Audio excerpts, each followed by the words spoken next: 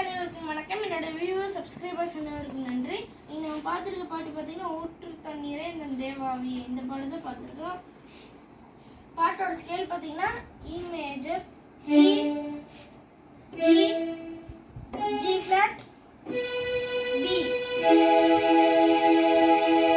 பாட்டோட tempo style பார்த்தீங்கன்னா country pop, tempo 106, rhythm 4/4 timing.